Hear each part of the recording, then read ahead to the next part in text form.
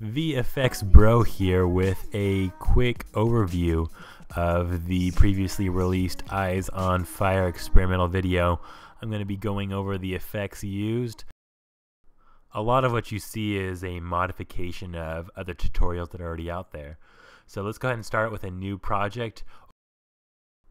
The two shots are a backplate and a green screen shot. Here we can see you want to set this up on a tripod, make sure that the camera is not moving at all, get a nice shot of your location without anything in it, no movement at all, and then on top of that will be a shot of a green screen and then your subject moving around in front of the green screen. You can see here we had the lovely Justine doing some pretty sweet dance moves in front of the green screen. We're going to add a key light to this green screen footage. Go and type in key light and then place it on top of your top layer. We're going to take the tool here and select the green color so that it keys out the green. We're going to mess with the gain a little bit here and with the screen balance, just so that we remove that green screen as best as possible. We're going to go to the screen mat and do a little bit of clipping on the white. You can see there's still a little bit of residue left. So we're going to bring our clipping up a little bit just so that it does a better job of keying out our subject here. Now we're going to hit the G button and we're going to put a mask around the edge of the green screen just so that we don't see those tape marks. There we go. That looks pretty good. We can see a little bit of her feet have been cut off here at the bottom because they are not in front of the green screen. So we're going to have to go through this and add a separate mask to add in her feet. So we have that mask selected. We've duplicated that layer. Now we're going to delete the mask and add in a new mask. So we hit G again and we're going to add this mask around her feet here. The accuracy of rotoscoping will depend a lot on your shot, but here we can do kind of a rough job. We're going to set a keyframe for the mask path and then move a little bit forward and move the mask so that it stays in line with her feet here. There we go. We're just going to do a few keyframes here. Just kind of move it around. After we add in this mask, we're going to kind of feather it out a little bit just to make it not as apparent. We can see here after the mask has been added that her feet are now in the shot.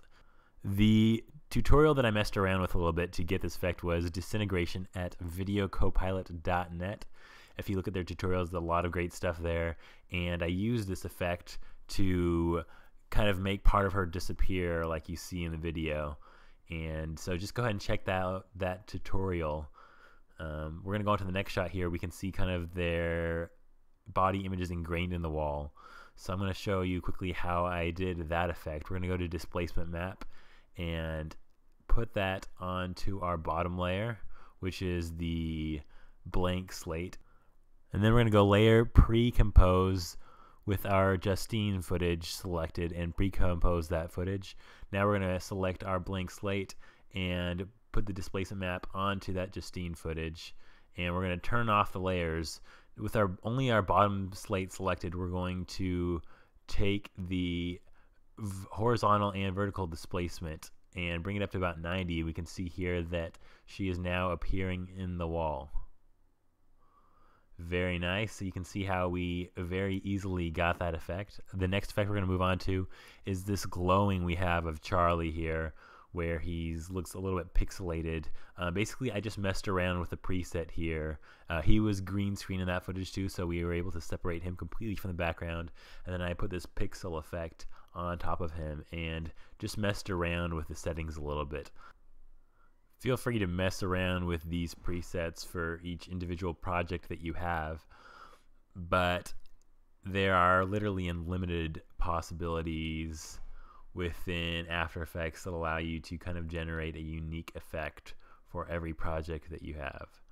Another practical effect that I used here to accentuate the dance moves is speed ramping, and that is a very simple technique that we're going to use to accentuate the dance moves that you see here. And this effect can be learned very easily on Video Copilot. Again, it is called speed ramping, and we're basically just changing the speed at an exponential rate. The last effect here we can see is these cubes moving around. To make those, we're going to open up Cinema 4D, a 3D modeling software. We're going to go to our content browser and then open up Advanced Render and open up Example Scenes and select the HDRI preset we have saved here. And Cinema 4D is a great program.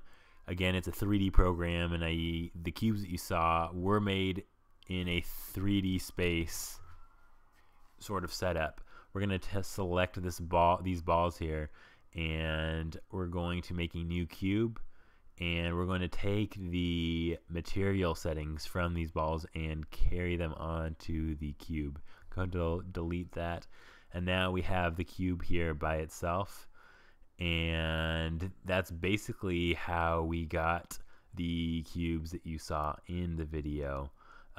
In order to composite them so they look like they're in the scene, we made a new background here. With a new layer, we select that layer and then add in the footage from the Eyes on Fire video. So we're going to just add in here that first shot that we had of the backplate footage here.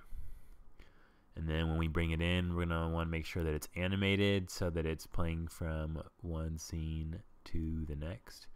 And now we're going to go ahead and add in that new background, carry the new material we just made onto that background. Settings are a little bit off here. We're going to go to our render settings and change the camera output to 720 by 1280p here so that it looks like the footage that we originally shot. And after bringing in this new camera, you're just going to want to match up the 3D objects with your scene.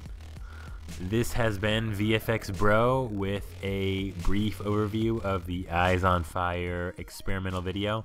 A lot of advanced stuff here, mostly for you advanced users out there who are fairly familiar with After Effects and Cinema 4D.